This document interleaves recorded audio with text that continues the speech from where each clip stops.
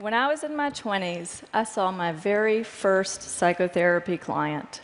I was a PhD student in clinical psychology at Berkeley. She was a 26-year-old woman named Alex. Now, Alex walked into her first session wearing jeans and a big slouchy top, and she dropped onto the couch in my office and kicked off her flats and told me she was there to talk about guy problems. Now, when I heard this, I was so relieved. My classmate got an arsonist for her first client. And I got a 20-something who wanted to talk about boys. This I thought I could handle. But I didn't handle it. With the funny stories that Alex would bring to session, it was easy for me just to nod my head while we kicked the can down the road. 30's the new 20, Alex would say, and as far as I could tell, she was right. Work happened later, marriage happened later, kids happened later, even death happened later. 20-somethings like Alex and I had nothing but time. But before long, my supervisor pushed me to push Alex about her love life. I pushed back. I said, sure, she's dating down. She's sleeping with a knucklehead. But it's not like she's going to marry the guy. And then my supervisor said, not yet, but she might marry the next one. Besides, the best time to work on Alex's marriage is before she has one. That's what psychologists call an aha moment. That was the moment I realized 30's not the new 20. Yes, people settle down later than they used to, but that didn't make Alex's 20s a developmental downtime.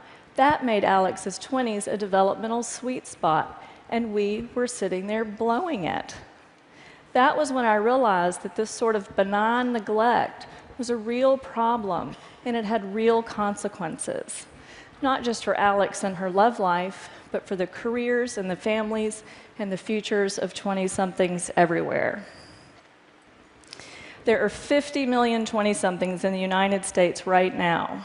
We're talking about 15% of the population, or 100% if you consider that no one's getting through adulthood without going through their 20s first. Raise your hand if you're in your 20s. I really want to see some 20-somethings here. Oh, yay, y'all's awesome. If you work with 20-somethings, you love a 20-something, you're losing sleep over 20-somethings, I want to see, okay, awesome, 20-somethings really matter. So I specialize in 20-somethings because I believe that every single one of those 50 million 20-somethings deserves to know what psychologists, sociologists, neurologists, and fertility specialists already know. That claiming your 20s is one of the simplest, yet most transformative things you can do for work, for love, for your happiness, maybe even for the world. This is not my opinion. These are the facts. We know that 80% of life's most defining moments take place by age 35. That means that 8 out of 10 of the decisions and experiences and aha moments that make your life what it is will have happened by your mid-30s. People who are over 40, don't panic. This crowd is going to be fine, I think. We know that the first 10 years of a career has an exponential impact on how much money you're going to earn. We know that more than half of Americans are married or are living with or dating their future partner by 30. We know that the brain caps off its second and last growth spurt in your 20s as it rewires itself for adulthood, which means that whatever it is you want to change about yourself, now is the time to change it. We know that personality changes more during your 20s than at any other time in life. And we know that female fertility peaks at age 28, and things get tricky after age 35. So your 20s are the time to educate yourself about your body and your options. So when we think about child development, we all know that the first 5 years are a critical period for language and attachment in the brain. It's a time when your ordinary day-to-day life has an inordinate impact on who you will become.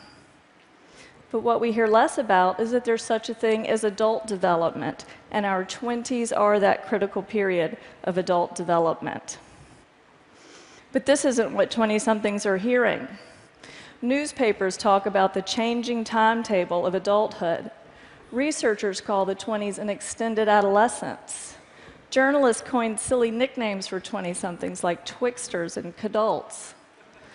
It's true. As a culture, we have trivialized what is actually the defining decade of adulthood. Leonard Bernstein said that to achieve great things, you need a plan and not quite enough time. Isn't that true? So what do you think happens when you pat a 20-something on the head and you say you have 10 extra years to start your life? Nothing happens. You have robbed that person of his urgency and ambition, and absolutely nothing happens. And then every day, smart, interesting 20-somethings like you or like your sons and daughters come into my office and say things like this. I know my boyfriend's no good for me, but this relationship doesn't count. I'm just killing time. Or they say, everybody says as long as I get started on a career by the time I'm 30, I'll be fine. But then it starts to sound like this. My 20s are almost over and I have nothing to show for myself. I had a better resume the day after I graduated from college. And then it starts to sound like this. Dating in my 20s was like musical chairs. Everybody was running around and having fun. But then sometime around 30, it was like the music turned off and everybody started sitting down. I didn't want to be the only one left standing up, so sometimes I think I married my husband because he was the closest chair to me at 30. Where are the 20-somethings here? Do not do that. Okay, now that sounds a little flip, but make no mistake, the stakes are very high. When a lot has been pushed to your 30s, there is enormous 30-something pressure to jumpstart a career, pick a city, partner up, and have 2 or 3 kids in a much shorter period of time. Many of these things are incompatible, and as research is just starting to show, simply harder and more stressful to do all at once in our 30s. The post-millennial midlife crisis isn't buying a red sports car. It's realizing you can't have that career you now want. It's realizing you can't have that child you now want, or you can't give your child a sibling. Too many 30-somethings and 40-somethings look at themselves and at me sitting across the room and say about their 20s, what was I doing? What was I thinking? I want to change what 20-somethings are doing and thinking. Here's a story about how that can go. It's a story about a woman named Emma. At 25, Emma came to my office because she was, in her words, having an identity crisis. She said she thought she might like to work in art or entertainment, but she hadn't decided yet, so she'd spent the last few years waiting tables instead. Because it was cheaper, she lived with a boyfriend who displayed his temper more than his ambition. And as hard as her 20s were, her early life had been even harder. She often cried in our sessions, but then would collect herself by saying, you can't pick your family, but you can pick your friends. Well, one day, Emma comes in, and she hangs her head in her lap, and she sobbed for most of the hour. She'd just bought a new address book, and she'd spent the morning filling in her many contacts, but then she'd been left staring at that empty blank that comes after the words, in case of emergency, please call. She was nearly hysterical when she looked at me and said, who's going to be there for me if I get in a car wreck? Who's going to take care of me if I have cancer? Now, in that moment, it took everything I had not to say, I will. But what Emma needed wasn't some therapist who really, really cared. Emma needed a better life, and I knew this was her chance. I had learned too much since I first worked with Alex to just sit there while Emma's defining decade went parading by. So over the next weeks and months, I told Emma 3 things that every 20-something, male or female, deserves to hear. First, I told Emma to forget about having an identity crisis and get some identity capital. By get identity capital, I mean do something that adds value to who you are. Do something that's an investment in who you might want to be next. I didn't know the future of Emma's career, and no one knows the future of work, but I do know this: identity capital begets identity capital. So now is the time for that cross-country job, that internship, that startup you want to try. I'm not discounting 20-something exploration here, but I am discounting exploration that's not supposed to count. Which, by the way, is not exploration, that's procrastination. I told Emma to explore work and make it count. Second, I told Emma that the urban tribe is overrated. Best friends are great for giving rides to the airport, but 20-somethings who huddle together with like-minded peers limit who they know, what they know, how they think, how they speak, and where they work.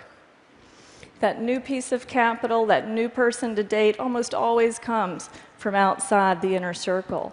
New things come from what are called our weak ties, our friends of friends of friends. So yes, half of 20-somethings are underemployed, but half aren't, and weak ties are how you get yourself into that group. Half of new jobs are never posted, so reaching out to your neighbor's boss is how you get that unposted job. It's not cheating, it's the science of how information spreads. Last but not least, Emma believed that you can't pick your family, but you can pick your friends. Now, this was true for her growing up, but as a 20-something, soon Emma would pick her family when she partnered with someone and created a family of her own. I told Emma the time to start picking your family is now. Now, you may be thinking that 30 is actually a better time to settle down than 20 or even 25, and I agree with you. But grabbing whoever you're living with or sleeping with when everyone on Facebook starts walking down the aisle is not progress. The best time to work on your marriage is before you have one, and that means being as intentional with love as you are with work. Picking your family is about consciously choosing who and what you want, rather than just making it work or killing time with whoever happens to be choosing you. So what happened to Emma? Well, we went through that address book, and she found an old roommate's cousin who worked at an art museum in another state. That weak tie helped her get a job there. That job offer gave her the reason to leave that live-in boyfriend. Now, 5 years later, she's a special events planner for museums. She's married to a man she mindfully chose. She loves her new career. She loves her new family. And she sent me a card that said, "Now the emergency contact blanks don't seem big enough." Now, Emma's story made that sound easy, but that's what I love about working with 20-somethings. They are so easy to help. 20-somethings are like airplanes just leaving LAX, bound for somewhere west. Right after takeoff, a slight change in course is the difference between landing in Alaska or Fiji. Likewise, at 21 or 25 or even 29, one good conversation, one good break, one good TED Talk can have an enormous effect across years and even generations to come. So here's an idea worth spreading to every 20-something you know. It's as simple as what I learned to say to Alex. It's what I now have the privilege of saying to 20-somethings like Emma every single day. 30 is not the new 20, so claim your adulthood, get some identity capital, use your weak ties, pick your family. Don't be defined by what you didn't know or didn't do. You're deciding your life right now. Thank you.